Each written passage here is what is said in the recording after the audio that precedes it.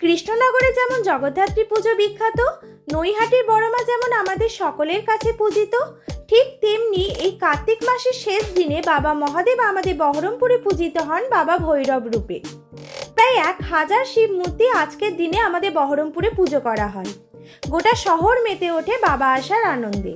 ধূপ ধুনো উলু শঙ্খধ্বনিতে সবাই বাবাকে বরণ করে নেয়।